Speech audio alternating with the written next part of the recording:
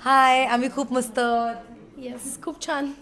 सध्याचा current track जो चालू आहे मिठूवरती हल्ला झाला आहे. मिठूने खूप छान सरप्राईज प्लॅन केलं होतं तेजा आणि हर्षीसाठी. पण नक्की काय झालं ज्याच्यामुळे हा इन्सिडेंट घडला, पुढे काय आणि याआधी काय झालं नक्की मिठूसोबत? मला असं वाटतं की जे मिठूसोबत झालंय तिथपर्यंत तरी मिठूने सांगावं. म्हणजे तू एकदा बेशुद्ध पडल्यानंतरच आम्ही सांगतो, पण त्याच्या आधीचं तू, हो त्याच्या आधीचं तर तू सांगावं. सो तिने विचार केला की मैत्री की प्रेम ह्या दोघांमधलं काय सिलेक्ट करायचं. तर तिला असं रिअलाईज झालं की मैत्री खूप इम्पॉर्टंट आहे, प्रेम तर नंतर होतच राहतं. आणि त्यामुळे तिने तेजा आणि हर्षितसाठी एक सरप्राईज पार्टी प्लॅन केली आहे. आणि ह्या सगळ्यातून एकंदरीत त्यांची जी काही भांडणं आहेत ती मिटणार आहेत. सो हा प्लॅन आहे. तर पुढे जसं तुम्ही पाहिलंय तसं प्रोमोमध्ये की मिठूवर हल्ला झाला आहे आणि आता ती हॉस्पिटलमध्ये आहे. सो आता बघूयात काय होतं आहे पुढे, नेमका कोणी हल्ला केला आहे, 4 जणींपैकी कोणी केला आहे की अजून कोणी आलं आहे, हे बघण्यासाठी तुम्हाला आमचा शो पाहावा लागेल, पिंगा ग पोरी पिंगा. आणि खरंच खूप इंटरेस्टिंग ट्रॅक आहे पुढे की मैत्रिणी एकमेकींचं साथ देतात की मैत्रिणींपैकीच कोणीतरी काही केलं, मैत्रीणच जीवावर उठली आहे. हे एक वेगळीच स्टोरी आहे. हे आत्ता जनरली कुठेच असं आत्तापर्यंत मला नाही वाटत डेली सोप पॅटर्नमध्ये तुम्ही कुठे पाहिलं आहे. सो हे खूप इंटरेस्टिंग आहे, तुम्हाला पाहायला खरंच खूप मजा येईल. पण याच्यामुळे पिंगा गर्ल्सच्या मैत्रीपणाला लागणार आहे का? ऑफकोर्स लागणार आहे पणाला, कारण आता अशी क्रुशल स्टेट आहे की कितीही सख्या मैत्रिणी असल्या तरी एकमेकांवर संशय घेणार किंवा कनेक्ट करणार डॉट्स किंवा शोधायचा प्रयत्न करणार. आत्तापर्यंत आय थिंक आत्तापर्यंत तुम्ही आम्हाला म्हणजे 5 जणींना कोणाच्या तरी विरोधात उभं राहिलेलं पाहिलेत. आता जेव्हा अशी सिच्युएशन आली आहे तेव्हा 5 जणी एकमेकींच्या विरोधात उभे राहतात का एकमेकींच्या बरोबरीने उभे राहतात का 5 जणींचं इंडिव्हिज्युअली लाईफ चॅलेंज होत राहतं, ते जाणून घेण्यासाठी अर्थातच तुम्हाला सिरियल बघावी लागेल. आपला नुकताच महासंगम पार पडला अशोक मामांसोबत. तो एक्सपिरियन्स तुम्हा सगळ्यांसाठी कसा होता? भारीच. म्हणजे अशोक मामांसोबत काम करणं हे तर मला असं वाटतं प्रत्येक कलाकाराचं स्वप्न आहे. आणि त्यात ते आता म्हणजे ते आय डोंट नो, पण मी आणि आकांक्षा म्हणजे आमची जे 5वं कॅरेक्टर आहे श्वेता, आमच्या दोघींचं बसून बोलणं पण झालं या विषयावर की जेव्हा आम्ही त्यांच्यासोबत सीन करत होतो आणि ते एक वाक्य तरी बोलायचं नाही, इकडे रे बरं, आम्ही डायरेक्ट शनिवार रविवार बनवाबनवीमध्ये जायचो. म्हणजे चालू सीनमध्ये आम्ही प्रेक्षक होत होतो की ह्या माणसाला आपण शनिवार रविवार लहानपणापासून बघत आलो आहे टी व्हीवर आणि त्याचे डायलॉग्स पाठ झालेत.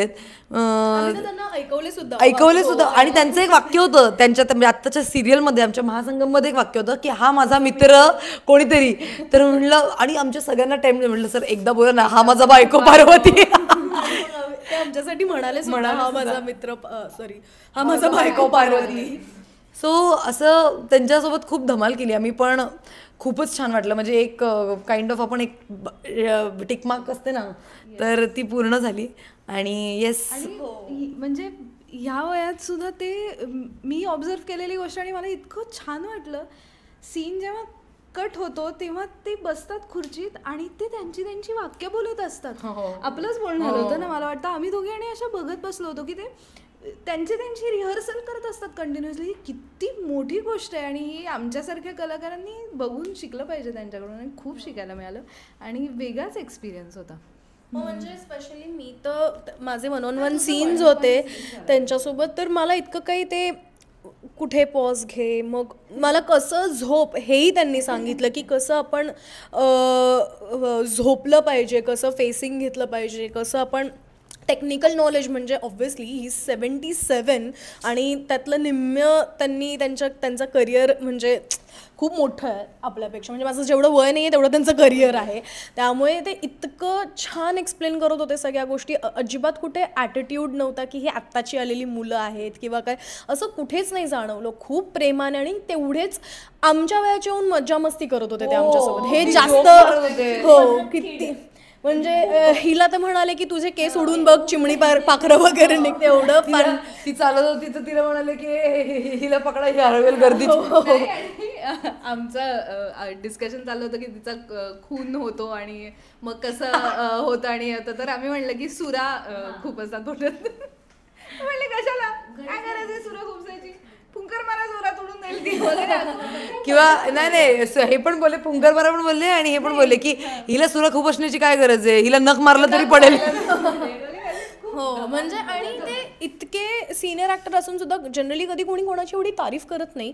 ते प्रत्येक वेळेला सीन झाल्यानंतर तेही सांगायचे की हा हा आताचा सीन तू छान केला, वाईट झालं तर तेव्हा सांग अगं जरा जोरात बोल, जरा आवाज येऊ दे, जरा मला ऐकायला नाही आलं काय बोललीस तू आत्ता. आणि त्याच्यानंतर जेव्हा एक सीन केला तेव्हा ते स्वतःहून मला म्हणाले छान केलास तू हा सीन. म्हणजे ते अजिबात कुठे असं नाही की बोलायचं म्हणून बोलते, खूप गायडन्स पण तेवढंच देतात आजच्या जनरेशनला की हे सीन अच्छा किया, हे असं होतं, हे असं असलं असतं तर अजून छान वाटलं असतं. आणि त्यामुळे मला एक वेगळा एक्सपिरियन्स मिळाला त्यांच्यासोबत काम करायचं. आणि त्यांचं लक्ष एकदम व्यवस्थित सगळ्यांकडे होतं. मला असं आठवतंय की तुम्ही अशा दोघी उभ्या होत्या आणि एक काहीतरी त्यांच्या वाक्याच्या आधीच एक मुवमेंट झाली, तर त्यांनी आकांक्षा आणि तू होतीस आय गेस तिथे विधीच्या. हां, तर त्यांनी आधी सांगितलं की अरे आधी जाऊ नका, वाक्याच्या आधी जाऊ नका, आणि ते एकदम पोलाइटली आणि खूप क्यूटली सांगितलं त्यांनी. शेवटी जाता जाता तुमच्या पिंगा फॅन्सच्या, पिंगा गर्लच्या फॅन्सना एक रिप्लाय द्यायचा, एक मेसेज द्यायचा असेल तो काय असेल? पाहत राहा. हो, कारण खूप इंटरेस्टिंग ट्विस्ट अँड टर्न्स आहेत. आय गेस आत्ताच्या जनरेशनला आणि आधीच्या जनरेशनला, म्हणजे काय म्हणतात मिलेनियल्स, अल्फा, जेन झी, सगळ्यांना गुंतवणारा हा एक शो आहे. टिपिकल शो नाही आहे आणि खूप काही इंटरेस्टिंग गोष्टी आहेत आणि करंट अफेअर्सवर आम्ही बोलतोय आणि खूप काही शिकवून जाणारा शो आहे, ज्यातनं आम्ही पण शिकतो आय फील. सो या पाहत राहा पिंगा ग पोरी पिंगा, कलर्स मराठीवर संध्याकाळी 7:30 वाजता.